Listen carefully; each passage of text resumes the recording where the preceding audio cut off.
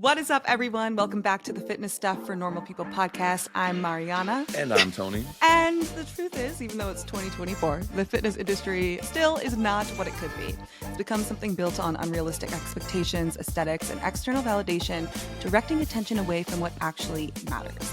The bottom line is, we're not trying to provide just another fitness podcast that completely change the fitness industry for the better by giving you the knowledge and tools so you have confidence in applying the best possible training and nutrition into your own lives. Where today we are diving into the crucial yet often overlooked or misinterpreted, I'd say there's a lot of misinformation around it. This is gut health. So there are over 100 trillion live bacteria that live in your gut. And we've always known that they can help break down and digest food, but more and more research over the past couple of decades has shown that your gut health is connected to your metabolism and weight, your immune system, heart health, your mental health and cognition, and so much more.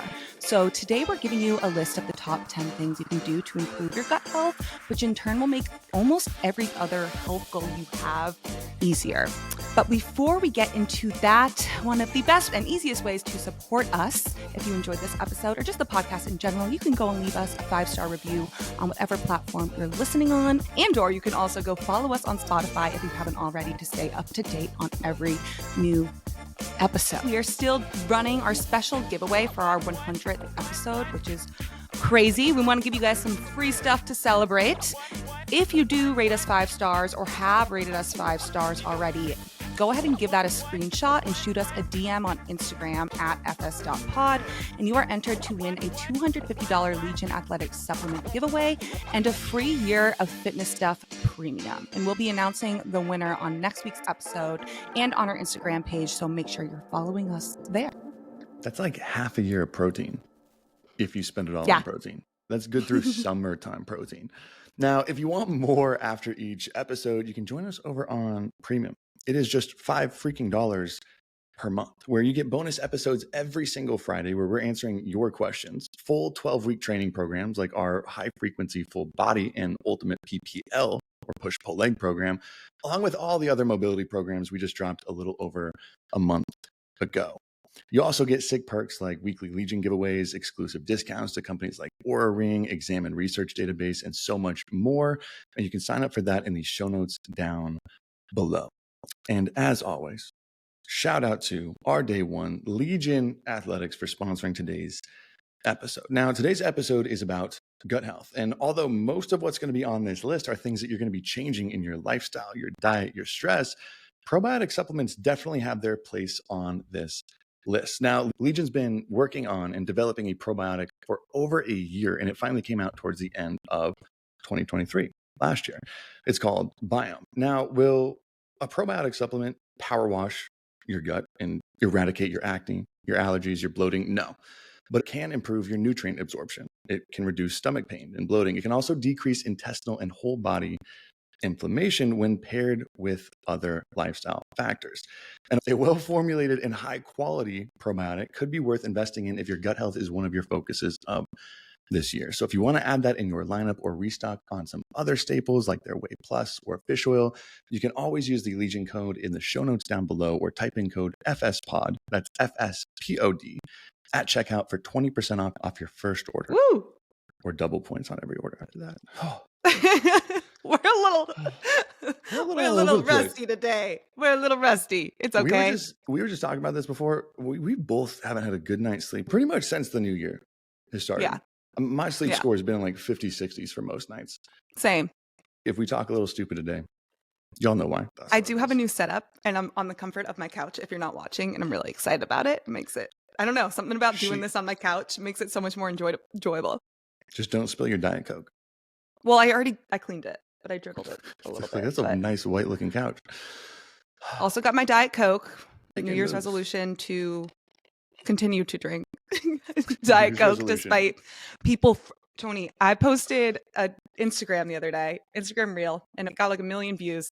Half of the comments, there's like a clip of me drinking a Coke Zero. Half of the comments are about how I am not allowed to share healthy recipes if I'm drinking a Coke Zero. Oh, so the thing wasn't even about Coke Zero. It was just you had a Coke Zero in the back of your video. Yeah, I was making a recipe and like I took a sip of my Coke Zero in it.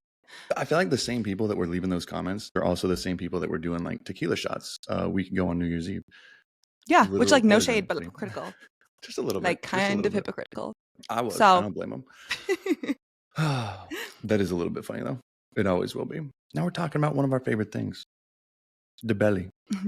Belly, the yeah. gut. We've had quite a few episodes we were talking about this on gut health specifically.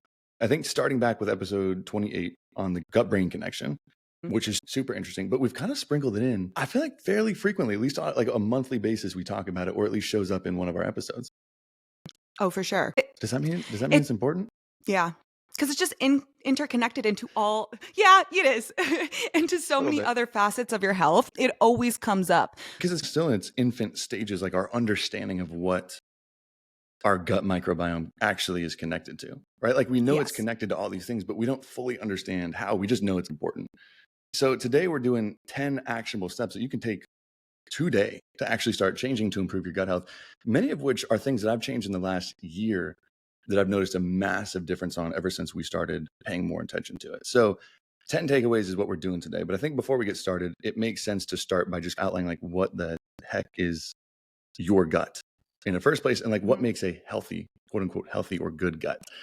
Now, I want to get your take on this because I think most people think the gut is just like your stomach, but it's a lot more than that. At least I see it as your entire digestive system when we're talking about how to improve digestive health. And then we'll kind of fine tune it into where most people refer to where your gut is, mostly in like the large intestine, but your entire digestive system is at work here. And I don't think people realize how massive that is. It starts in your mouth, right? Like your teeth, your saliva, mashing all of your food together before it even starts moving in. That's the first step in your digestion system. And I don't think people think about that. Chewing your food, kind of important. But it moves down your throat, down your esophagus, into your stomach, where it starts contracting, meshing down with acid, turning everything into even mushier mush until it moves into your small intestine. I think that's where most of the nutrients get absorbed before it gets shuttled onto the large intestine, the colon, where it's broken down further by bacteria. And then whatever's left just comes out after that. But this system is huge and complex, and there's a lot that can go wrong from start to finish. It's not just one little piece, but I think this is where I want to get your take on it.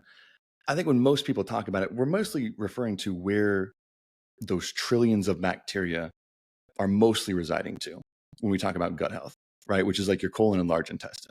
And that's where most of it's kept put, correct?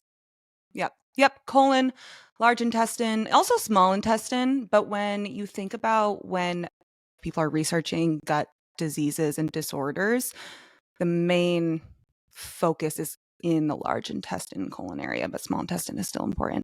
But this is what blows my mind when you're saying at the beginning, there's over 100 trillion bacteria, live bacteria in your gut. That's more bacteria in your body than you have human cells. I don't think people realize that. Like you are more bacteria than you are human cells, not from a volume standpoint, but just from a number standpoint, which is a little bit scary to think about that you're more not you almost than you are you. It's a little bit weird. Yeah. And they make up their own ecosystem and they thrive based off of certain foods that you put into your body. And there's a certain balance that you need to have between good and bad gut bacteria. And just like this huge community of living things. And I think it's so fascinating. And it makes so much sense now, but it's only been the last 20-ish years that it's gotten more and more attention that this actually has to do with pretty much every other aspect of our health, not just breaking down food. It's pretty recent that we've started paying more attention to it, right? The last couple of decades. Yeah. So having a healthy gut, like we talked about, matters, right? Healthy gut, healthy digestion. It might not directly give you immediate progress on whatever goal you're working on. It's not going to help you lose 5 pounds this week, but depending on your health and the health of the system as a whole, it's going to make, I think, your life a lot easier or a lot harder to achieve whatever goal you're working towards. I didn't realize that until last year, but how much your gut health can really slow you down or boost you forward, making things easier, like sticking to your diet, your consistency, your energy, and your mood. It's the hardest thing to stay consistent with the gym, with meal prep, with anything else. If you're just constantly fatigued, low energy, you feel like crap. People don't factor those things in, but that matters. That sets you up for either success or failure before you even take the first step.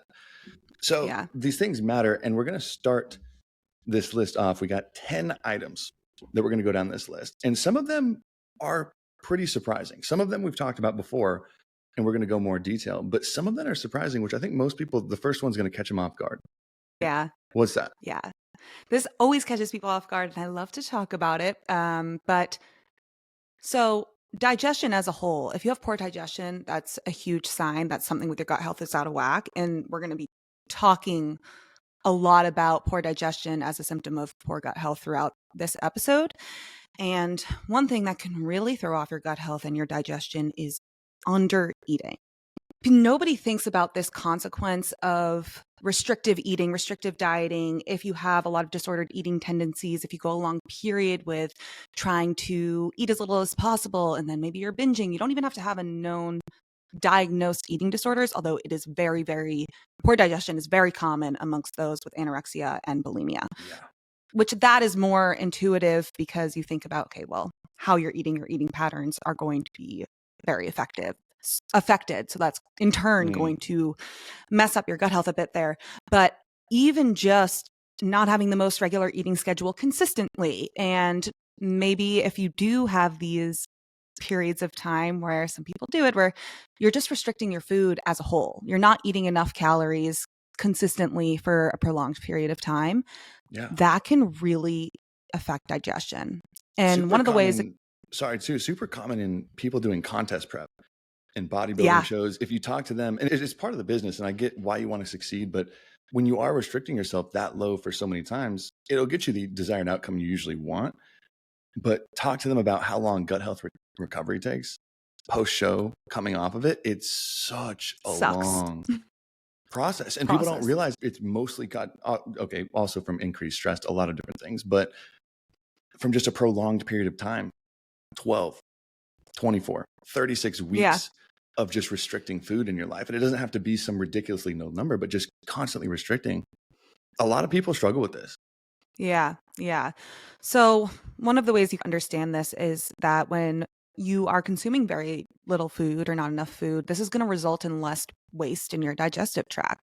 So that's why constipation is a very common side effect of under eating, which is described as having 3 or fewer bowel movements per week or having small hard stools that are difficult to pass. There's actually this interesting study in 301 college-age women.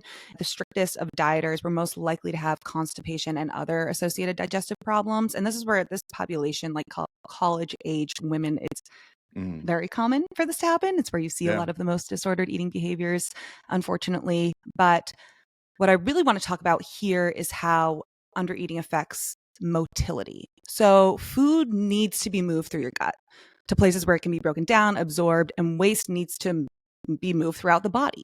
And these movements are caused by your muscles in the wall of your gut and controlled by your enteric nervous system. So this is also known as like your little brain, but you have a whole nervous system in your gut, and you get input from the brain through your nerves to tell you to move food through your digestive tract.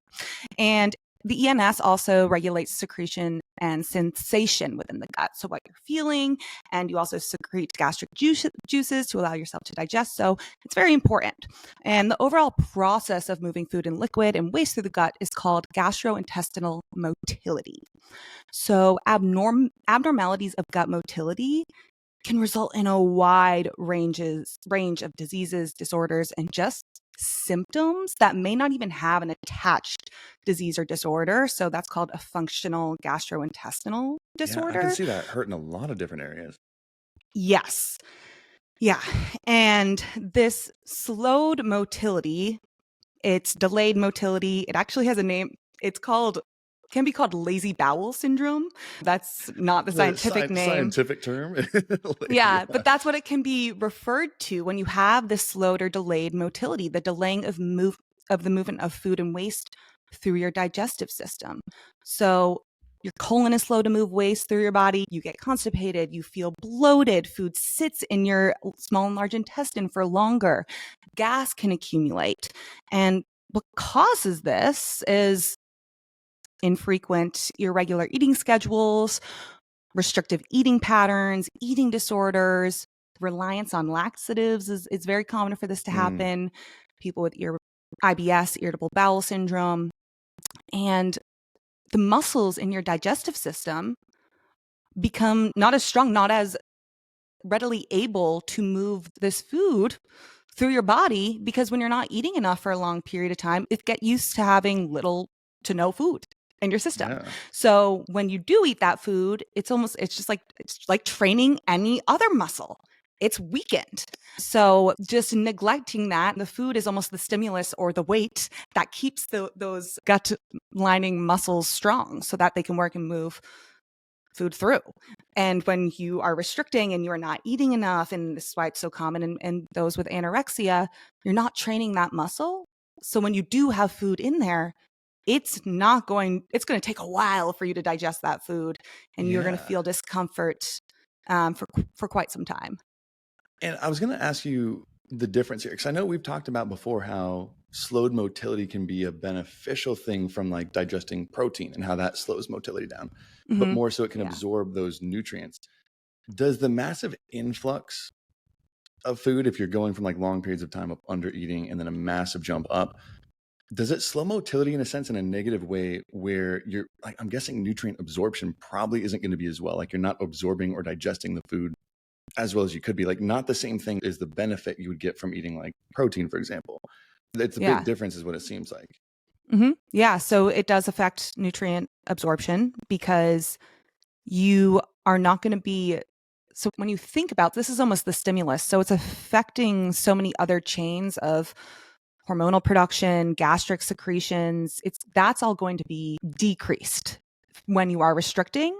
And so because that stimulus is going to be decreased, so whether or not you release ghrelin or leptin, so your hunger fullness hormones, it can affect your blood sugar. It could have so many of these trickle down effects because food in your digestive tract is a stimulus. It can activate a lot of processes in your body.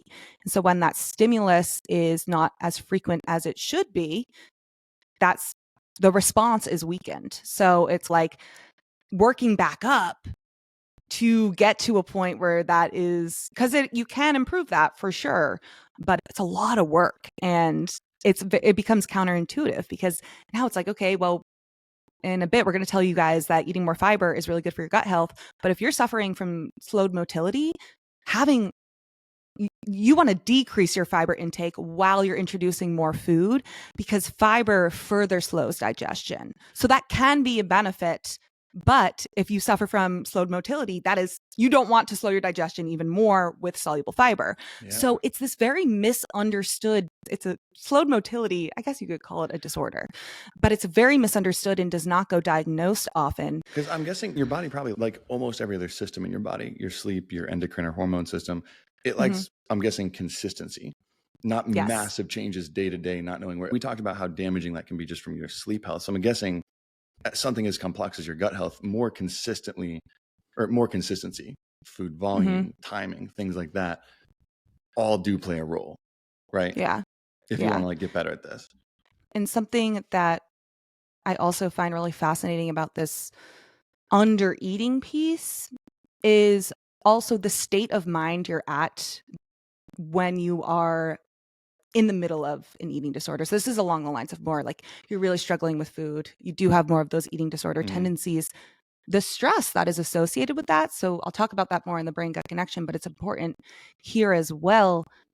Now, kind of going into your meals, your body is typically in a state of stress because it's not used to eating this much food. So that's already also not optimal for digestion as well.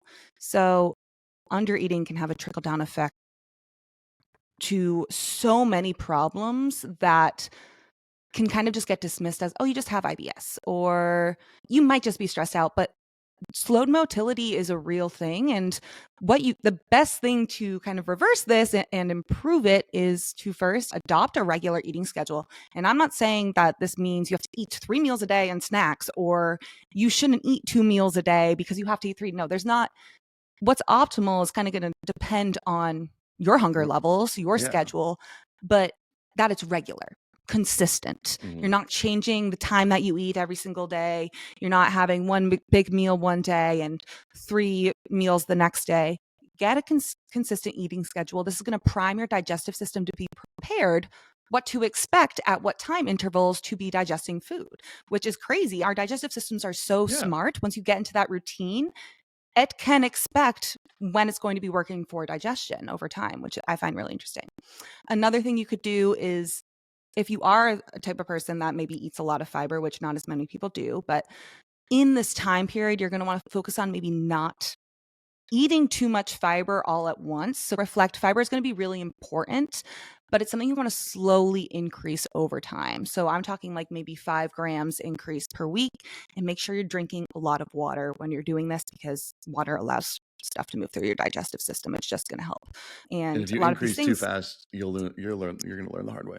yeah. Yeah. And a lot of Gosh. these things that you can do to improve motility, we're actually going to talk about more in detail on how this is helpful for other aspects of your gut health, which I love because so many of these can be connected. You can kind of kill 2 birds with 1 stone type of thing.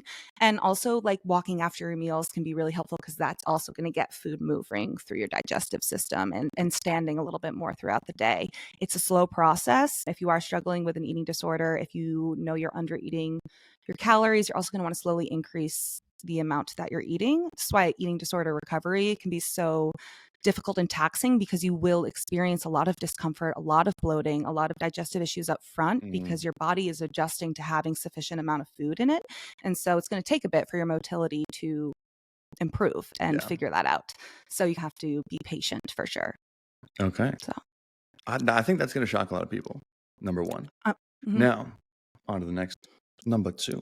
This one is going to sound obvious, but I don't think I've ever heard people talk about this. And that is No. drinking freaking water, a benefit of being hydrated, along with many, many other ones. Because that's what I find is interesting. A lot of these things are going to be dealing with nutrient absorption, like that last one for undereating. Because I think the common saying is you are what you eat. And what I've learned, I think, the most over the last year when talking about and learning more about gut health, it is not so much that you are what you eat, but you are what you digest and absorb, which I think is super interesting, because 2 people eating the same meal, but one with poor digestion and gut health and one with good, you're going to absorb and take away so many different nutrients, and how it's delivered in your body is going to be completely different. So a lot of these things trickle down to so many freaking levels deep. And water, I think, should be obvious, but I want to give some specific examples of where this is beneficial, because water, we know, is essential in almost every function in your human body, right? It makes up about 60% of your weight right now. If you step on the scale, about 60% of that is coming from water, right? The brain and heart, they're composed of about 75% water. Even your bones contain water. Your bones are about 30% water. It's everywhere, right? It makes up your entire body. And although we haven't done a specific hydration or water episode, I don't know if we could put enough substance for a whole episode in Just the there. water. But being dehydrated by as little as 1 to 2% starts to impact almost every system in your body and how it functions. 1 to 2%, just that little bit, which a lot of people wake up with and don't even realize after going 8 hours, 9 hours of sleeping or not sleeping and not having water. And even being dehydrated over 5% leads to medical emergency, right? There's not a lot of room for error here. And I know so many people, that could be one of the lowest hanging fruits for New Year's resolutions. Drink more freaking water, right? But all of this transfers over to your gut, right? In the intestines, water is what facilitates the absorption of soluble nutrients into your bloodstream. That is what facilitates it. It emulsifies fats in your intestines. It needs it, right? Where it breaks down the fats into smaller droplets, making them easier to digest and absorb, so you can actually get the most nutrients out of it. It's also a major component in that first thing we talked about, saliva, right? In your mouth. The first thing you'll probably notice if you're dehydrated is your mouth is very dry. And that's the first step in your digestion process. And just gastric juices, right? Including enzymes, hydraulic acid, all these things that are essential for breaking down food in your stomach. Water needs them. And like Mariana just even said, certain forms of fiber need and absorb water in your gut to actually help them do their freaking job. So it makes all of this worse. I think the biggest pointer that we can give for how much water, because it's a moving target every day of how much water you need. And you don't have to be the person carrying around a gallon jug with you. I have the most Admittedly, annoying water bottle. is that it's not a Stanley. You're not on that Stanley trend. No, Not following that trend yet. I kind it's of want one. glass. Oh, extra bougie. But you could carry it because honestly, more and more research comes out. And I think right now, the best line that you could aim for hydration, and this is taken from the most recent Institute of Medicine recommendations, drinking between 3/4 and 1 gallon of water per day for adult men and women. So upwards of a gallon, and that increases with activity. So that's before activities even involved, where for every about hour you exercise, you probably want to drink about another 1 to 2 liters for every hour of exercise you have, just really replacing sweat lost. I mean, I don't know about you. I usually come close to about 2 gallons per day, but I think that's also being a type 1 diabetic. I'm naturally a little bit dehydrated. Like my body can never be like fully.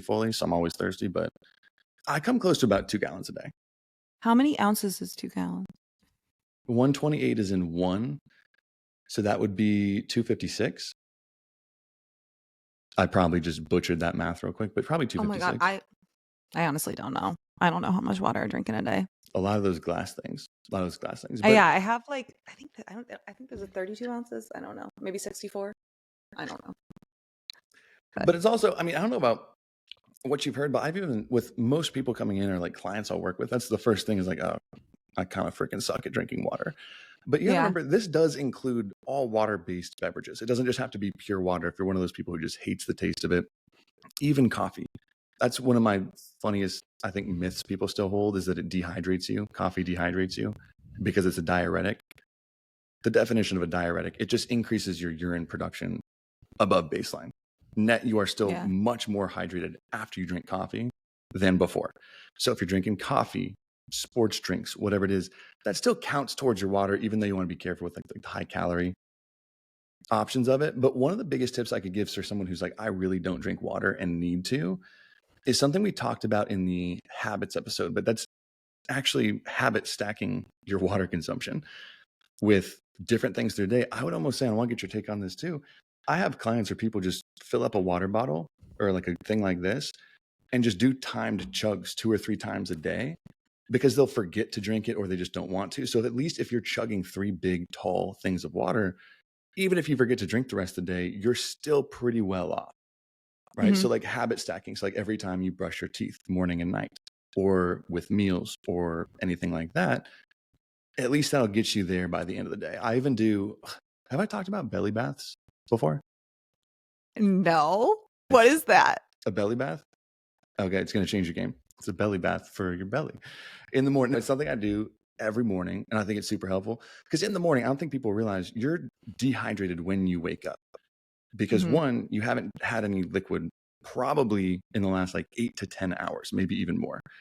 And even if you don't sweat at night, even though a lot of people do and don't realize it, like breathe out on your hand. It's wet, like moisture. You're losing liquid every breath of the night you take. So you wake up in a dehydrated state and you're on a fasted little thing. That's why I call it a little belly bath, the first thing in your belly in the morning. But drinking 16 ounces of warm water with a little pinch of salt and lemon for a little electrolytes in there as well. Just a nice little belly bath. It was something I just came up with a nickname. It's essentially drinking water when you wake up. That's so funny. That's all it is. Yeah, I just slug water in the morning. My boyfriend Jack, he does the timed that like he does not like to drink water. He thinks it's inconvenient. So he'll just slug water like at a few points throughout the day. Yeah.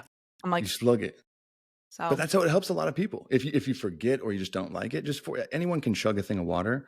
It might make you feel pull, go pee a little bit, but just do that a few times a day and get it in. And I know that there's been a lot. I hear so much crap. I don't know if you hear this of people talking about how drinking water with meals ruins absorption of nutrients and stuff like that. There is so little scientific evidence that supports anything, but mostly the opposite.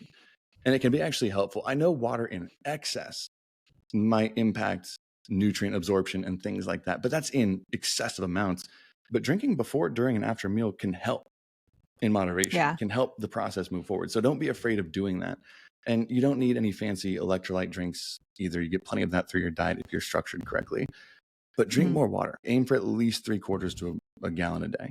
I think that's a good place to start. I was slugging liquid IV this weekend when I was drinking alcohol because I don't really drink much. I think it's mainly for the salt, though. Slug is the word of the day. But I'm with you. That's the only time I have the electrolyte drinks is when I'm hungover or going to be. Yeah. And they do a pretty damn good job. They do a pretty good job. But you don't need that overall if you're doing things right.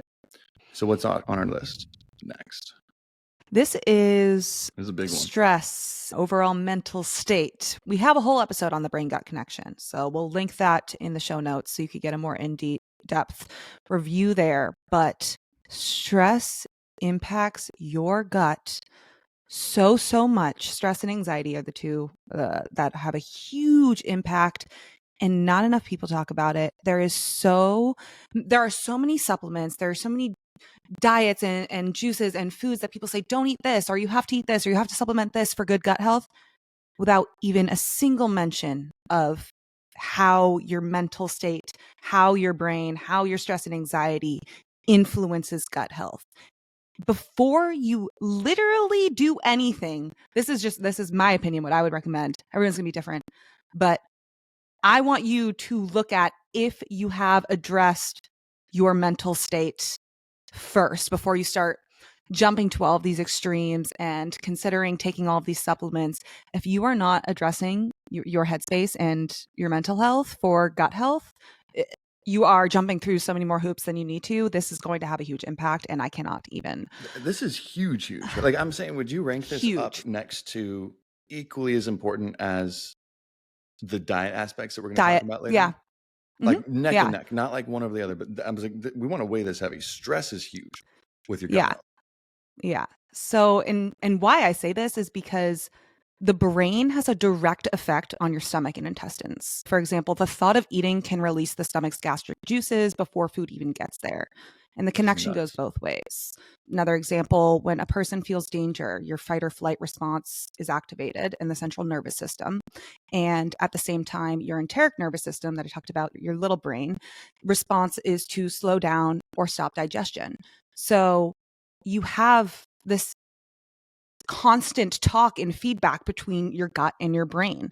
So to ignore that piece, to just ignore your mental state of being when it comes to gut health, you are doing yourself such a disservice, and you're not even thinking about it. Is just, it's almost like you're going to try so many things and it's not going to work to the best of its ability, any intervention, if you are suffering from a lot of stress and anxiety or depression and you're not managing it at all. I'm imagining this. I just imagined a funny piece because I've done this before, where it's like managing your mental health is almost like how clean my apartment stays, where I'm like, I'll just be going, and the busier my life gets and the more cluttered my brain gets, I just stop taking care of the small things around the apartment, picking up after myself, and it just gets worse and worse. And then over time, I'll buy a freaking like Glade plug-in to like spritz a nice little smell in the air. And I'm like, oh, this should fix it. It's like, no, it's like you have to fix and do a deep clean here, bro, because it just keeps adding up when your mental health is cluttered and all over the place. Yeah. Yeah. And something else, I mean, like we said, the gut contains trillions of microbes that aid in digestion. And just like with human digestion, the microbes' digestive process results in various byproducts, some of which travel to the brain and communicate with the brain. So there are so many pieces at play here. And a lot of functional gastrointestinal disorders can be a result of things going on with your stress, your anxiety, and depression. And these GI disorders, I mean, these are so common. These are the ones, the functional GI disorders, that don't have a known diagnosis. So many times people will be going to a doctor and they won't, all of the tests will come back normal. You won't really see any red flags from doing these tests for certain diseases, like say Crohn's disease or certain types of cancer. So these can be really difficult to address because there a bunch of different symptoms could describe a functional GI disorder. So a lot of that can lead back to the brain gut connection, and a lot of the brain gut connection can explain these types of disorders. And it's really difficult to try to heal a distressed gut without considering the role of stress and emotional well-being. So people with functional GI disorders typically perceive pain more acutely than others because their brains are more responsive to the constant chronic pain signals from the GI tract. And stress can make the existing pain seem even worse. So these disorders can be very, very, very debilitating. I get very passionate about this because I struggled with this for years. And I want to look on this anxiety depression piece and digestion just a little bit, a few studies that I find fascinating. But the gut microbiome is directly altered in psychosis syndromes as compared to individuals who are healthy. So psychosis syndromes can even be anxiety, depression. So it has a direct effect on the microorganisms living in your gut. And studies have found that psychologically based approaches lead to greater improvement in digestive symptoms compared with only conventional medical treatment or just trying to target the digestive systems alone. So in combination, so that would be something like a dietary intervention, working with a dietitian to increase your fiber or look at your overall diet, make some changes there. That in combination with maybe going to therapy, cognitive behavioral treatment, that has been the most effective so far when you're looking at those with anxiety, depression. Like, 'cause a lot of people struggle with mental health or problems through certain periods of their life. I feel like so many people ignore the fact that it could be stemming from your gut. Like, maybe nothing's wrong with you up here. Maybe it is coming from somewhere else. And of course, it's complex and there's a lot of different things. But it's weird to think that they go back and forth. And same thing where if you're having gut issues, how often do you revert to somewhere like, oh, maybe I should look at my mental health, my stress to fix that? You always look at where the problem is and not where it could be coming from almost. Yeah. And poor gut health can also exacerbate your symptoms associated with anxiety and depression. Your gut can directly influence your mood and your state of mental well-being. I don't think that gets talked about enough. So I just want to highlight that importance there. So what does this mean for you? Obviously, I'm not a psychiatrist. I'm not going to diagnose anyone and say, this is what you have to do. Prioritizing mental health, doing one thing I typically recommend in the morning because it just makes it easier to get it out of the way if you don't want to avoid it for so long, but you can practice some deep breathing exercises, 5 minutes of meditation, getting outside first thing in the morning, going for a bit of a walk. So just incorporate one thing that makes you feel good. Obviously, that is so basic and so simple, but that's going to affect your overall mood state. And over time, if you're not doing anything to prioritize your mental health, not one thing, that's going to affect your gut health. It can go both ways and vice versa. And even if you don't struggle with depression and anxiety, but you just are a very high strung, high stress person, you work a lot, you take a heavy work, you just got a lot on your plate. Essentially what we're saying, like one of the biggest tips we're giving you today is like, you should give a shit about it. Like it matters. Your stress, how much stress you're holding. So even if you're like, I don't need therapy, I don't need this, you still need to pay attention to how much stress you are holding on your body. Pay attention. Yeah. So that's easily, if we were going to rank these, this would be in the top 1 or 2. If we were going to rank these, because these are in no particular order. Now, the next one is, I'm realizing, a little interconnected with this, but a lot of these are interconnected with each other. And that is looking at your daily movement, moving your actual body. A lot of these I'm also noticing are targeting places elsewhere than just your gut that have a big impact on your gut. That's the funniest thing in the world to me. Yeah. I don't want this to be seen as, and I was thinking about this as we were writing this out, don't look at this as repetitive when we are talking about things that you can do, because this is going to show how gut health is so complex and there are multiple areas that you can target doing the same thing, but the mechanisms are going to be different and the why this is helpful can be different. And I think that that's very fascinating. It's cool. And the coolest thing too is when you're taking action for this, it's not just going to be helping your gut health. So many of these impact and have benefits in a lot of different areas in your life. Daily movement, for example, we're more specifically talking about standing versus sitting during your day, how much walking you do or steps per day, and then even your training, weight training, showing a lot of highlights here soon. But mostly when it comes to daily step count, that's usually the biggest and most measurable, easiest to measure aspect that is directly related to digestion and even just a healthy gut as a whole, right? It does an insane amount. I mean, one, and this is my favorite tip from Stan Efferding. I think he actually is the one that coined it, right? The world's strongest bodybuilder. We recorded that podcast with early on, but the audio got lost. That stunk. We'll have to get him back on here. But by just adding a short walk, a 10-minute walk after each meal of the day, that's easily the number one habit I added to my life last year in 2023. Because one, walking directly enhances gut motility, like Mariana was talking about earlier. It stimulates the muscles in the GI tract, right? This just means that food's going to move through more efficiently through the entire digestion system. This can help prevent issues like constipation, bloating, poor digestion. It helps nutrient absorption. so much by walking. And that's why even directly doing it right after a meal when your body needs it the most has so many massive benefits on how well you actually digest the food. The second thing is it improves blood flow, one, in your entire body. It's one of the best things you can do for recovery. If you're sore from a hard training session, you go on a walk, get the blood flowing. But this includes your digestive organs. Okay. People forget about that, but it's going to improve your blood flow to your digestion. That is a tongue Digestive organs. twister. It is. Now, it just helps these function better and aids in more efficient digestion and nutrient absorption. Again, you are what you absorb. It's also, this is an indirect effect of it, but it's great for reducing inflammation, which can help reduce systemic inflammation, which is going to be more beneficial for gut health and prevent or alleviate inflammatory conditions in your GI tract. And people who regularly exercise, not even just walking, but even more so in lifting weights, this is what I feel like is cool. Chalk up another win for lifting weights. But it's shown to have people that do that more are shown to have a more robust and diverse microbiome compared to more sedentary people. So more robust, more biodiversity. These are you want that in your gut.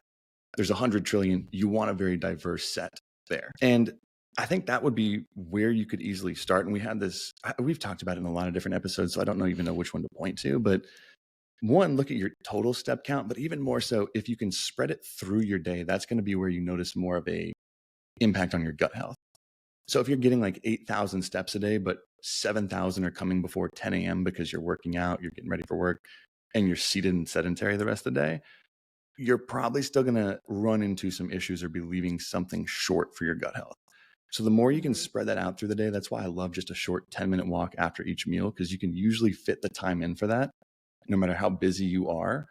But one, it's going to help add 2,000 to 3,000 steps for your day. So if you're trying to lose fat, build muscle, stay lean, huge help.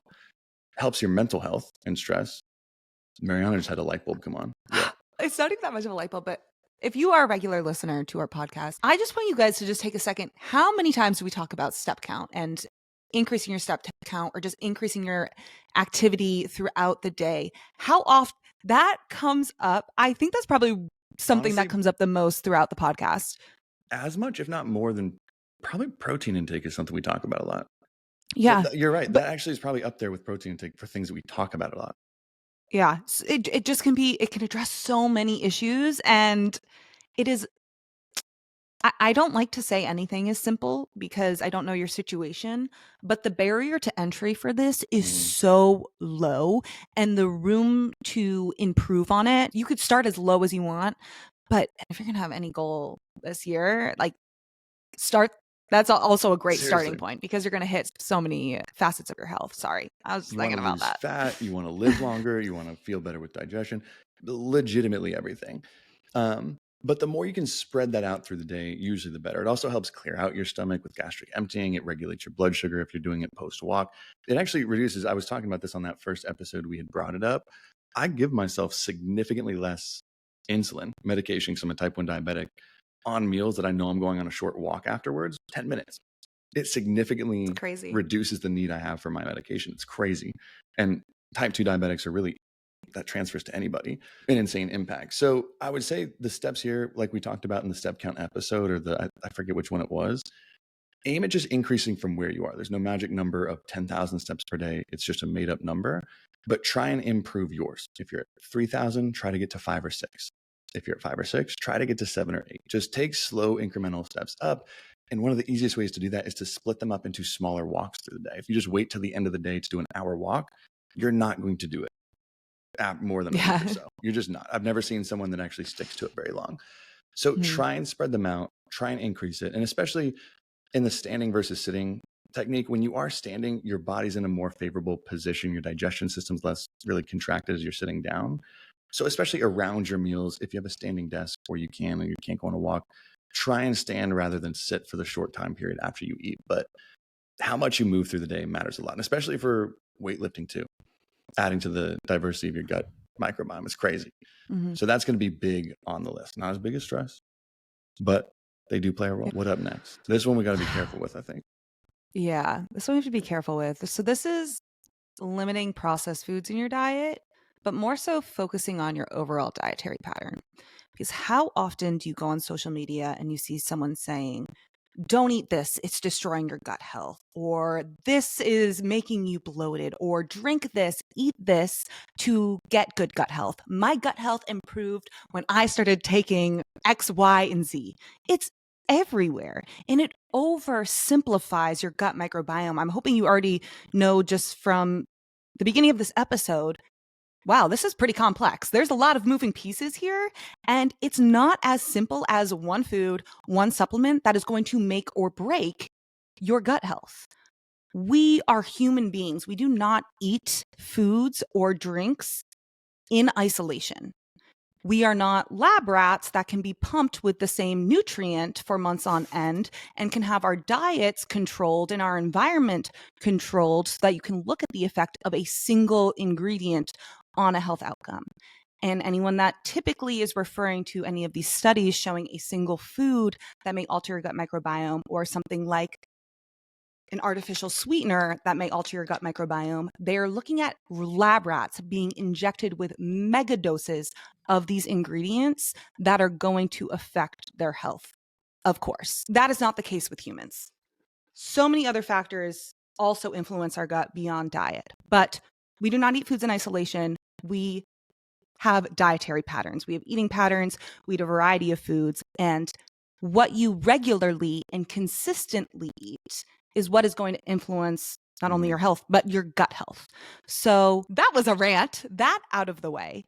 Paying attention to those dietary patterns is going to be huge. And that is something I would say next to, stress, along with stress, single-handedly, the second most important thing. It's not really first or second, but next to stress, this is what I would recommend you focus on. So really centering your diet around whole foods. So the term processed food, take that a little bit lightly, because a frozen vegetable is considered processed. Yogurt is considered processed. So a lot of healthier foods most people deem are still processed. Processed alone doesn't make a food good or bad for you. Good or bad. Yeah. So whole foods, but foods kind of closest to their whole form. So vegetables is just because it was packaged a little bit differently, that's still, in my opinion, a whole food, because it's very close to its whole form.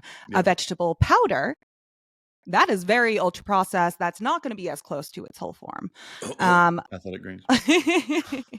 But really trying to focus on the majority of your day-to-day basis being around, I say 75 to 80%, I like to give a range, of whole foods. So the majority, what that means for you, it's hard to picture. It's like, okay, well, what the heck, 80%, this number? But if I could isolate it down to one meal, looking at one meal, okay, 75% of our plate is mainly foods in closest to their whole form.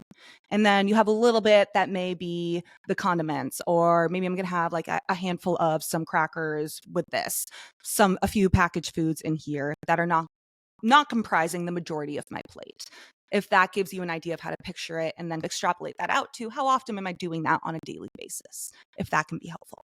And it's an approach to eating, like focusing on more of a whole foods based approach. It's not a diet. It's an eating pattern designed to be long-term, designed to be sustainable, not a typical commercial diet.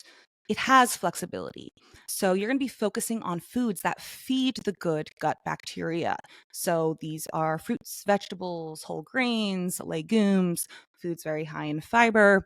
And when you do that, you are contributing to this gut symbiosis. So you're going to have a balance. You're feeding the good gut bacteria, you're allowing it to thrive, but it's not super restrictive. You're not anti any processed food, which that can add to a bit of stress in your life. You're not nitpicking every little stupid fucking thing in your diet. No, there's still room to have food. Like sometimes you're going to have some Oreos, sometimes you're going to have some ice cream, but that's not the focus of your diet. And in the long term, that's going to be very beneficial for your gut. It promotes microbial diversity. So every single different microorganism has a slightly different role in your gut. They don't all do the same exact thing. So you want to have a diverse range of gut microbes, and eating a varied whole foods diet is going to help do that. This also is going to promote healthy digestion. When you're eating more whole foods, they promote patterns that are good for digestion. So it tackles a lot of things, and it might sound vague, but I think the biggest why I really wanted to mention this here is to get away from this idea that it's simple, that there's just this Mhm. one food that is good or bad, or that you have to fear foods, and look at it on a greater scale of how am I typically eating in my day to day, but also still allowing yourself some flexibility. I feel like that actually makes it it is a little bit more vague, but it Hmm. makes it actually, I think, less stressful for people to worry about. Because if people are Yeah. telling someone else this one food is great and you need this or avoid this at all costs, and you're constantly getting thrown in different directions, it's confusing and it doesn't make any sense. So I think the Hmm. vagueness here is kind of an important piece where it's like, oh, you can relax a little bit. No Yeah. one food is going to make or break your diet or your gut health Yeah. or anything like that. You can have you can have a Big Mac, right? Like one Yeah. individual food can't be healthy or unhealthy. A diet as a whole can be healthy or unhealthy, right? If you're eating almost all whole foods, high protein, high fiber diet, and you have one Big Mac, there's not going to be one measurable health outcome that you can measure that shows any negative impact by that one Big Mac. If the rest of your diet is fantastic, same goes Hmm. in reverse. If you eat out 2, 3 meals a day, and then you take a probiotic supplement or athletic greens or add one quote unquote superfood, that's not healthy, right? That's not anything we It's would call healthy. So I think it makes it a little less stressful. Like, oh, we can relax. Like, we don't have to be super, super worried about any one food as long as it's not yeah. making up the majority of our diet. Yeah. That's so I love like the Diet Coke example because people come for me all the time. I've made a few TikToks that have gone very viral because people feel very passionately Yeah. about this. And someone will see me drinking a Diet Coke and automatically they know my health, they know my body, they know that what that's going to do to my body. And it's so confusing because I'm like, well, how do you know that? Because when I have this little Diet Coke every other day, maybe sometimes I go a week or two without even having it, depends on if it's in my fridge. But that is such a small piece of my overall diet. This is such a small component on the scale that is my diet as a whole. And thinking about, I know my diet as a whole. All right, like I can have a Diet Coke here and there. I don't mind. That's not going to affect my health. It's not powerful enough to affect my health because I'm not having 5 Diet Cokes a day and not drinking anything else and not eating anything that's beneficial for my gut. You got to look at it at the broader scale. For a Diet Coke to have that much power and to kill your gut bacteria, to promote all these diseases, we would all be fucking dead, to put it Seriously. lightly.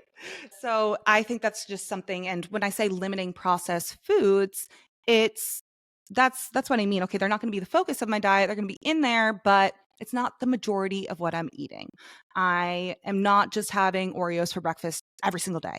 It's trying not to go to these big extremes, but Yeah. because of the media and because of messaging and how people instill fear around food, and people are so obsessed with gut health, so Mhm. obsessed with it. I mean, it's really fucking important, but people get very extreme, and it if it was just a matter of one single food or drink, no one would no one would continue to have these complex issues. Just saying. Yeah. And that's why we chose the word limit, not Yeah. avoid. A lot of people say Yeah. avoid. We're not saying avoid processed foods. We're saying limit Yeah. it. And that's, I think that's one of the biggest tools. And this is when it comes to gut health.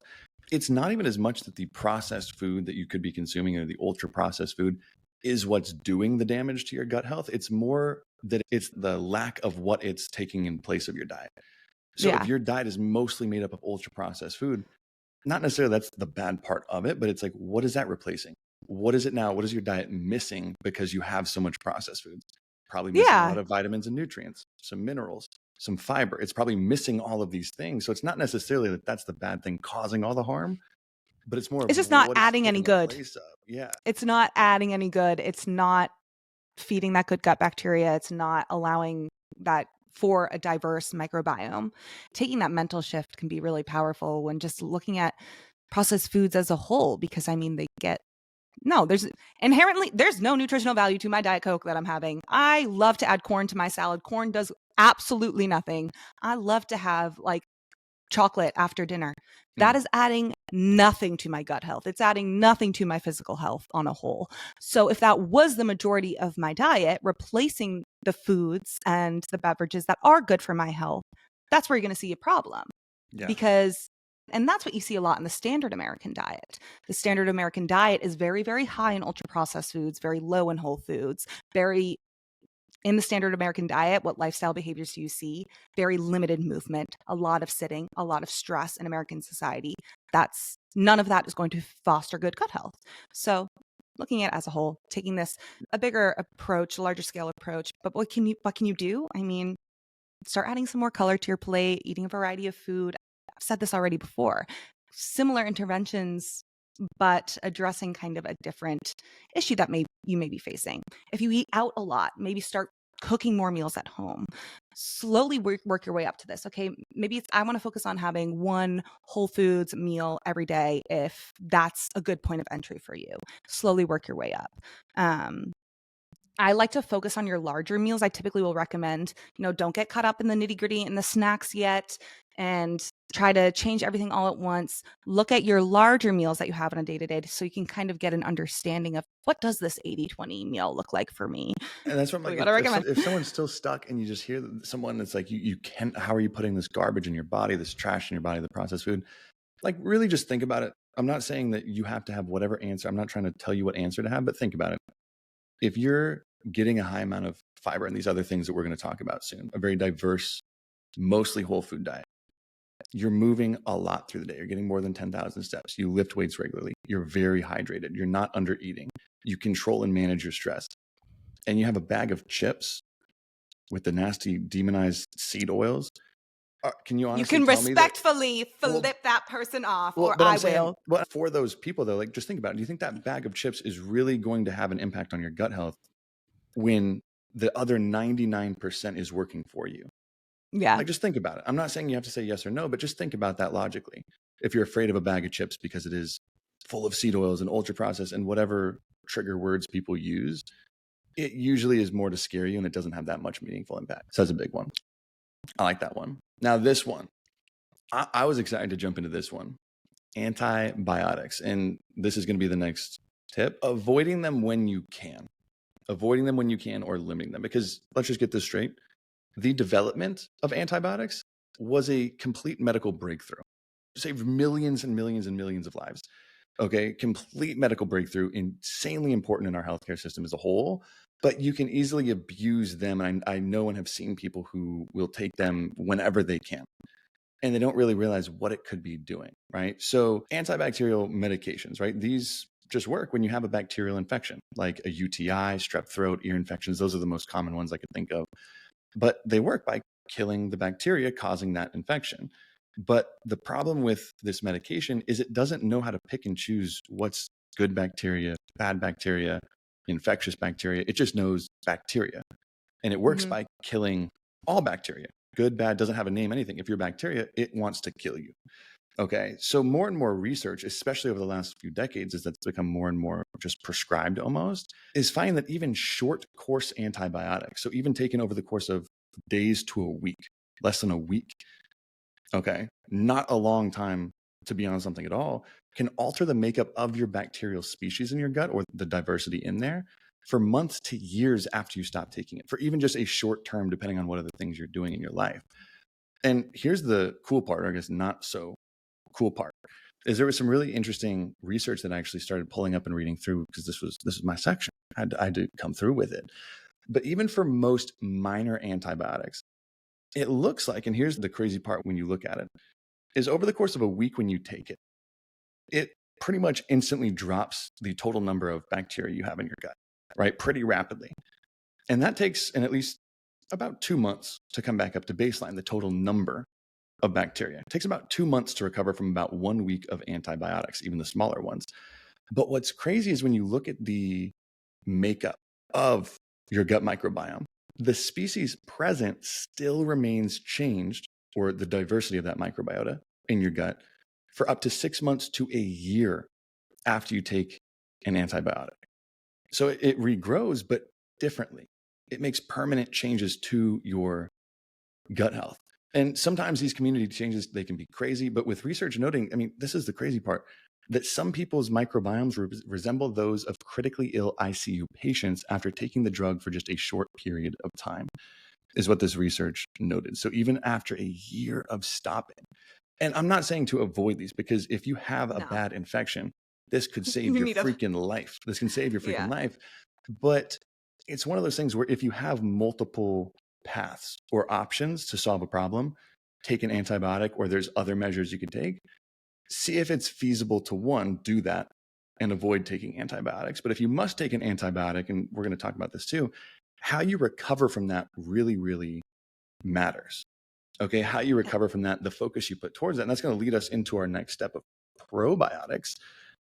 But you have to think about refeeding and building back that community of gut bacteria, because it's in large part getting wiped out by this And medication. I have ranted about this to Tony before, but how often do you hear a healthcare provider that prescribes you an antibiotic go through the protocol for when you are done taking the antibiotic? It could be as simple as hey, make sure this is also my probiotic recommendations because this is what the antibiotic does. It kills off all of the good gut bacteria, or not all of it, but it wipes out a majority of it, and you need to rebuild that up. Here are some high fiber foods that's also going to help rebuild that up. It's very baseline, but doctors receive little to no nutrition education, and that it infuriates me, especially nowadays with when we say antibiotics are so powerful, but where they can be overused is, oh, you have a cold, your kid has a cold, every time antibiotic.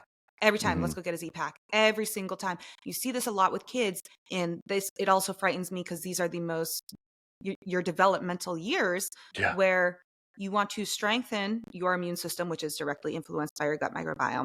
You want to strengthen your microbial diversity. You want to build that. You want to build this immunity. Again, I'm going to repeat myself. That is influenced by your gut microbiome. And if you are constantly taking an exogenous source to address that, you're not equipping your body to recognize it, address it on its own, and go through it. And again, people get really sick and need the antibiotic.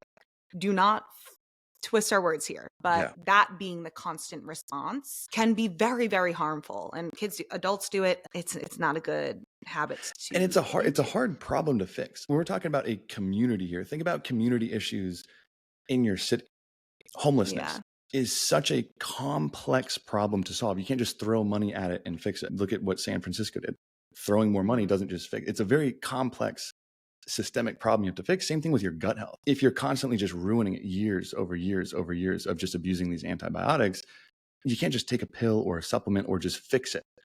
It takes long, long work to do it. So you want to, and to your point, at least I've never had a doctor recommend a protocol after antibiotics, let alone this. So not only just what we're going to talk about with our next tip, but putting all of these tips that we've given so far today at the forefront of your mind after using an antibiotic. And the next one's going to be a probiotic. Something we've done have we done a full episode on probiotics? Yes, we have a full episode. So these are just going to be highlighting the big points, but probiotics are hot. There's a lot of research on them, but it's also very much so developing.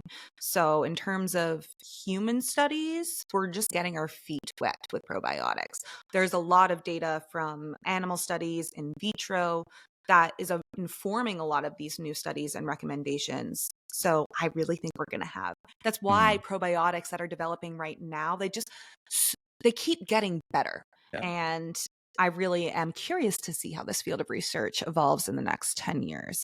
But your probiotics are a combination of live beneficial bacteria and or yeast, but I'm not going to really talk about yeast, but they're included there, that naturally live in your body. So you have probiotics it's not just the supplement, but that's the name of the good gut bacteria.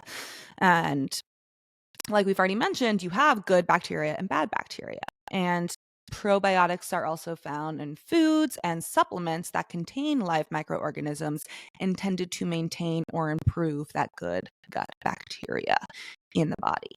So that is where there's this huge interest, because we have probiotics in our gut, but we can also take them exogenously and improve those ecosystems and understand how that influences health a bit more. So you have probiotic foods as well. So that's yogurt, kimchi, sauerkraut, tempeh, kefir, some random foods, but fermented foods. And then you have your supplements. And where it gets complex is that there are many different strains of probiotics. There are so many different types. And different strains are associated with different health benefits. So when you're looking for a probiotic supplement, you may be taking a probiotic for your gut health, but this strain is actually for your immune health. Or there's women's health probiotics that's for vaginal health, right? And it may not even clearly state that. So you could just be taking, you're like, taking a probiotic supplement is not going to cure everything. Again, it's a supplement. It's not going to fix. It's going to be that small extra boost you could take that can make a slight difference and can make it a little bit easier to not worry so much about diet, because it is harder to get these probiotic foods in your diet as well. But choosing the right type is essential. So 2 types really to look out for gut health and digestion are going to be lactobacillus. And lactobacillus naturally lives in your small intestine and helps maintain and support your gut barrier function, helps promote bowel regularity and digestion. And then bifidobacteria, which mainly produce short chain fatty acids. And those short chain fatty acids are a byproduct of gut fermentation, and they play a helpful role in a lot of different processes, but those mainly live in your large intestine and help promote normal inflammatory responses in your gut. Normal inflammatory, yes, you heard that right. There is a normal level of inflammation that you need to happen. So Lactobacillus bifidobacteria. Look at strains that include that. You don't have to get the isolated just lactobacillus, but just you want to make sure that those are in the highest quantity in your probiotic if you are looking to target digestion and gut health. So the overall impact on digestion, it's definitely complex because it's kind of like a yes and no. You have to try it out. It might work for some people. They might not work for some people. But in the research, they're found to be the most helpful in those with these functional gastrointestinal disorders that I talked about before, like IBS or IBD, or people who really just struggle with these GI symptoms without a known disease on a day-to-day basis. So it could be helpful for those with slowed motility as well. Really what they can target is, for the most part, improving gas, bloating, and constipation. It's not going to fix a problem, so to say, if you're not doing anything else. So if you're not also focusing on your diet as a whole. Your first line of defense. Yeah. But it can be helpful aid. Like we talk about creatine all the time. Like it's not just going to give you a fat ass. You still have to be working out. You still have to be paying attention to your diet. I don't know if that was a good, I just had to. That was a pretty nail on the head. No, that was actually, a perfect example though. So you still have to be doing the work to see the benefits, but this is going to be that little added push and can also take the edge off of some of the symptoms that you're experiencing. So can be helpful, not this cure-all, not something super magical like people position them to be, but kind of every year with research that comes out, we're finding out a lot more about these different strains and species and how they're related to different facets of our health. And especially if you went through a round of antibiotics and that's killing off the probiotics, that's where probiotics are actually the most helpful and the most effective, because they're putting the probiotics back into your large and small intestine. So that's where you see the most benefit. And it's crucial to take a probiotic after antibiotics. It is I still can't wrap my head. I feel like the two should go hand in hand. All right, you're taking this antibiotic. Here's some probiotic recommendations. Super simple. Oh, I could talk about that. I get so heated about that. I'm like, why? Sorry. Anyway. It is ridiculous. The more you lay it out, I'm like, this is really so simple. Why is that not just a common? And maybe it is. Maybe I just am living in a bubble, but I'm like, no doctor I've ever gone to has ever even thought about it or talked about it. Here is the thing that's going to kill off lots of bacteria, good and bad, which is a good thing. It's going to make you not as sick, but we want that good. So here's a thing that could put that good back in. So reintroduce it afterwards. Simple. So important. So simple. But so some key takeaways here: proper strain and also dose matters. I would go and listen to our episode on probiotics for understanding how probiotics are measured, different doses. But some brands like Legion's Biome is great. Seed is just it's a pro and prebiotic, also a great one. And Thorne has a bunch of different probiotics as well. So those are the 3 brands that I would call out that you can't really go wrong with for getting a good probiotic. And they also pay attention to dosage and making sure that the probiotic is alive by the Yeah. time it hits your small and large intestine. These are living organisms. Not all supplements are optimized to keep these organisms alive. So a lot of the time That you're taking was, something. do you remember that? That was a big one. And we did one of our supplement episodes where when you actually tested all probiotic supplements. And that's why it's important to go with, like, honestly, I would say either like a Legion, Seed, or Thorn, and not stray out too far, because a lot of brands, they might bottle it and say 25 billion active bacteria. That was at the time of bottling. But then a lot of these products, when tested, have next to none alive at the time you actually consume the pill, or aren't encapsulated correctly, so it doesn't even make it past your stomach acid, or all of these different products where it's one of the most easily effed up supplements you could produce. It's very challenging to actually produce it. That's what my biggest pet peeve is when people say to drink a kombucha for your gut health. It would be so rare to drink a kombucha where the organisms are live by the time they hit your large intestine. That goes through the whole manufacturing, shipping process, and there's no testing. Like, the companies don't do testing to make sure they're alive. And yeah, it's just drinks for probiotics. That's not really what you want to go for. They could be yummy though. I do like a good kombucha. I do like a good kombucha, but actually kombuchas make me so bloated because they're so bubbly. So they are super bubbly. Yeah, I can't handle too much of it. On to the next tip. Number 8. Tip number 8. Dude, I can't even think about alcohol right now. Limit your alcohol. I know some of you guys listen to this after the week after New Year's. You're probably like, don't worry about that. I'm doing dry January. I got it going on. I mean, this one shouldn't come to, I don't think, that big of a shock. I don't think many people think of alcohol as any sort of health promoting like magic elixir. They don't, and this shouldn't come to too much of a shocker. Alcohol, it's chemically known as ethanol, and that's where the energy in alcohol comes from, right? Alcohol contains 7 calories per gram, comes from ethanol, and your body sees it as a literal toxin. This is why I was making the joke at the beginning of people who pick on different toxins and cleanses and Diet Cokes. It's like, no, if you're taking a shot of tequila, whatever, it's like that is a literal toxin for your body due to its damaging effects on cells and tissue and its inability to be used and assimilated in the body. It's a literal toxin and poison that your body needs to get out. So much so that we have evolved over time to have a process known as alcohol metabolism that we preferentially choose to rid it from our bodies as fast as possible. We stop fat, carbohydrate metabolism, and we switch to alcohol metabolism. Because we have to get it out of here because it's causing that much damage. Yeah. So there's not Diet Coke metabolism. Okay, wait. That's the best point I think you've ever made on this entire podcast. There's no such thing as a Diet Coke metabolism. We don't have that, but there is an alcohol metabolism. That's starting off the year freaking hot, Mariana. But that's true. Okay, it's true though. It's a toxin and literal poison in your body. Now, the goal here is to limit alcohol, right? Constant use, frequent use. That's what's going to have the biggest effect on your gut health. That doesn't mean, just like we're saying, like processed foods, we're saying limit. We're not saying completely avoid. I don't want to be a hypocrite too. I enjoy a good cocktail on a Friday night. I love it.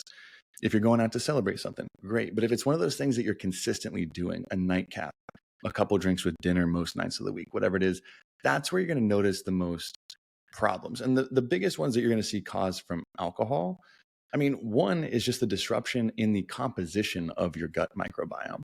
It tends to decrease the population of the beneficial bacteria, which is increasing the levels of the harmful or more harmful bacteria in your gut.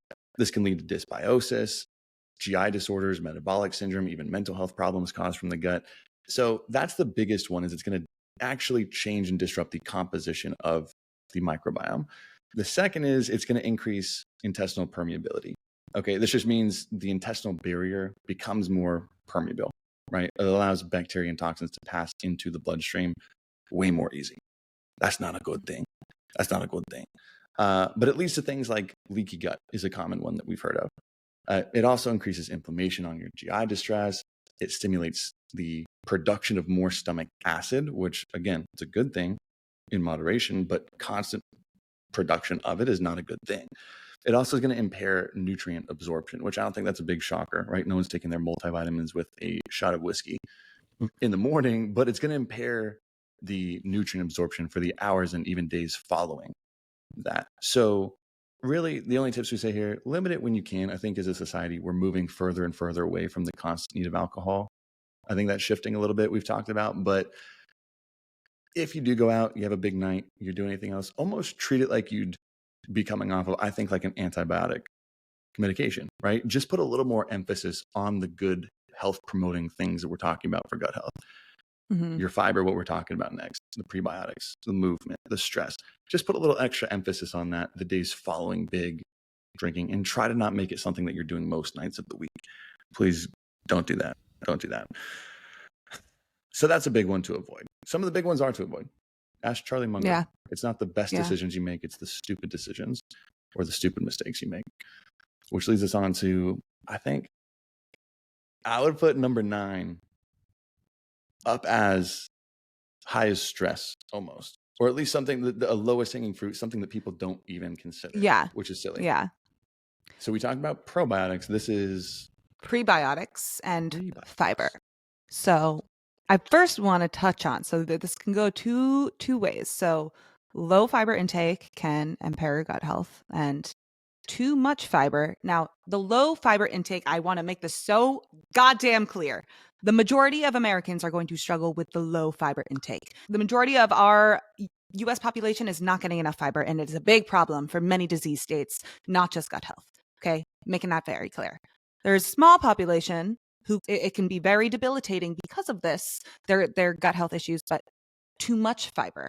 And I briefly talked about this in our vegan diet episode, but I want to touch on that just very quickly. Now, when I say too much, the recommendation for women for fiber is around 25 to 30 grams of fiber per day. For men, it's like 30 to 35 grams of fiber per day. So that being said, low fiber intake is also going to really affect your gut health and your overall health. So we do want to make sure that we're working towards meeting that standard if you're not in that special population that I was just talking about.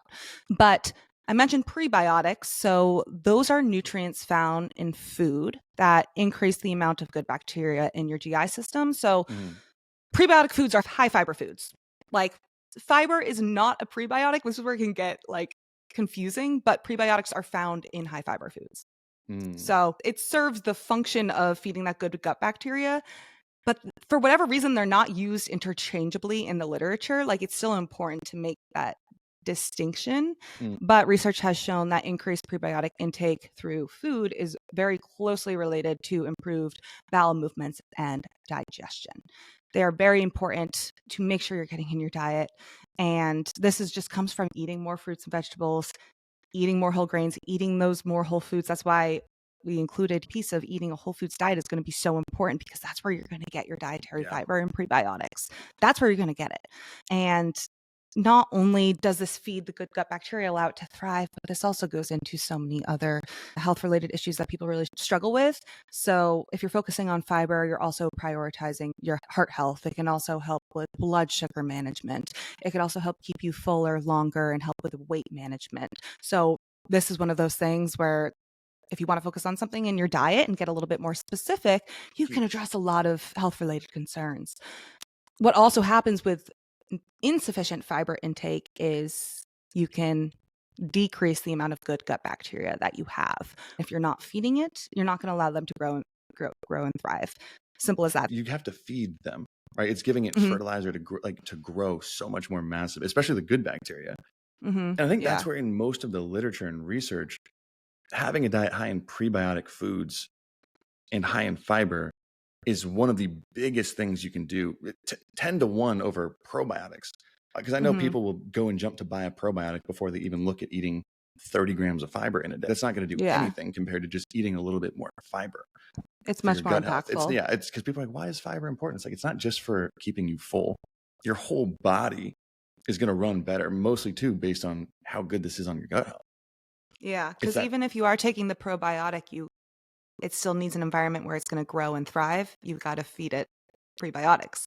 It just is kind of counterintuitive. That's why I say, if you are only taking a probiotic and you're not focusing on your diet, you're not still making sure you're eating fruits, vegetables, you're not going to see any benefit of this probiotic No. because you're not creating an environment for the probiotics to thrive in. Yeah. You have So, over 100 trillion gut bacteria. Your probiotic pill might have 10, 25 billion, yeah. less than even 0.1% of what's going on. So it's Mhm, like a grain of sand in the bucket when you talk about this. Because most mhm. people hear the word probiotic, but they don't talk about prebiotics, which is huge, Yeah. absolutely That, massive, which yeah. leads us on to the final tip of the day. Now, would it really be an episode of FS Pod if Tony didn't talk about sleep? Hell no. Yeah. Y'all should I know need that to by now. sleep so bad. I know we're struggling. Our gut health's actually hitting it. Your sleep. This one's big. And again, one of these things like your daily movement, how interconnected all this, it makes so much sense why your gut health could be struggling if you sleep poorly. Now, here's the interesting part. And here's what I didn't know as much about until putting together and reading through some research for this specific episode. Is you want to hear something cool? The gut microbiome actually exhibits circadian rhythms. We talked about the So circadian cool. rhythm. It's so cool. We talked about that in detail, the circadian rhythm that you have, that 24-hour clock that your body runs off of. So massively important for your sleep health in episode 83. But this means that the composition and function of gut bacteria fluctuate over the course of the day. And these rhythms are influenced by the host's, that's you listening to this, circadian clock, which is going to be regulated mostly by the sleep-wake cycle. Okay, so your gut health actually fluctuates throughout the day. It's not just chilling there, hanging out, ready for whatever. It fluctuates just like anything else. Your hormone output, like how most testosterone is produced in the morning in men and tapers off in the evening. Why growth hormone for everyone is produced 80, 90% of it while you're asleep, right? This isn't just something that's all constantly flowing out. And the biggest few pieces where sleep, and you're going to notice this impact of sleep or lack of, is one on the intestinal barrier function. Okay, so sleep deprivation or just poor sleep quality increases that thing that we talked about, gut permeability, or what we talked about too, leading Mhm. to something like leaky gut.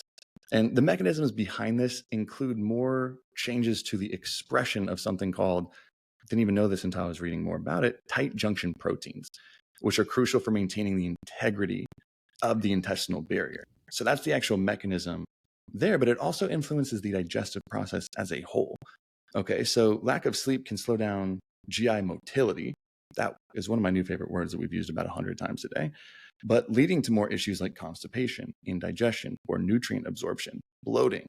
Sleep is also going to regulate your hunger hormones like ghrelin, like leptin. Ghrelin produced mainly in your stomach, people forget. Okay, so disrupted sleep can lead to all these imbalances in your hormones, potentially affecting your eating patterns, which potentially impact your digestive health. It's so interconnected where it's almost mind-boggling to even start thinking about. But sleep is always going to be a staple in most aspects of your health. This is one of those background things that if your sleep sucks, if your movement sucks, that's why we were talking about what, 5 or 10 tips. It's like we kind of got to give 10 because you can't Yeah. really ignore too many of these and still get away with it. I was just thinking, this just reminded me because when you're talking about sleep and how it impacts these proteins, the tight junction proteins, Mm. and how disturbances in sleep can really affect those. L-glutamine was a very popular supplement. Probably still is. I don't really know, but it is one of those tight junction proteins. If you're just taking L-glutamine and your sleep sucks, you're literally, because poor sleep can affect your levels of L-glutamine production in the body. It just goes to show like why supplements are fucking supplemental. If you are not focusing on these core pieces of your lifestyle, they're literally not going to do jack shit. Yeah, it can't But replace. so many people think it's the easy way out. Nothing is that easy. I'm sorry. Um, Nothing is that easy. It's just a band-aid. People keep putting band-aids on things, but the band-aid doesn't even stop the bleeding at all. yeah, It's a very ineffective band-aid. for real. Like most supplements, like L-glutamine for gut health is a perfect Yeah. example because so many people take it for gut health because L-glutamine in the body does play a role in gut health. But Yeah. if your L-glutamine is lowered or not working correctly, it's due to something that's happening in there. Taking more of it's not really going to do anything And yeah. in most cases. So that's where the L-glutamine thing cracks me up because that has been hot Mhm. over the past year. But I think luckily Yeah. it's dying down. But your sleep matters.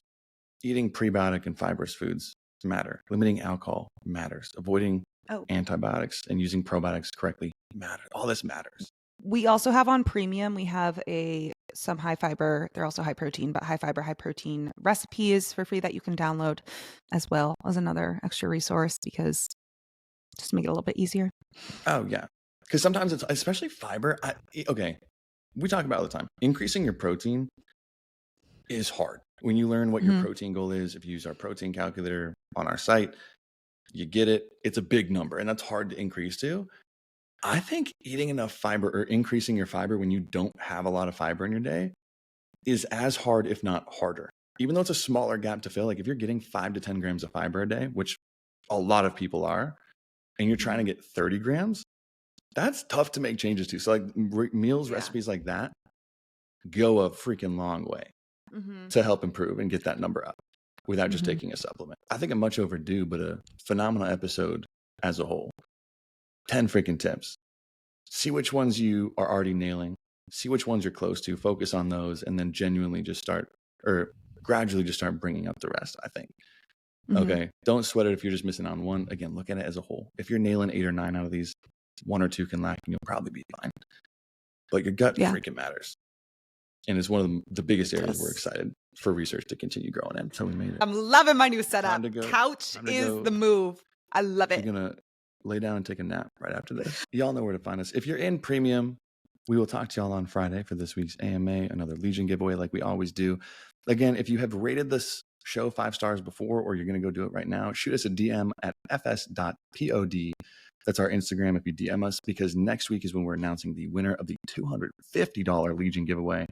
So shoot us over there. We appreciate y'all listening. If you made it this far, hopefully your New Year's off to a pretty great start. We'll talk to y'all next week. Bye.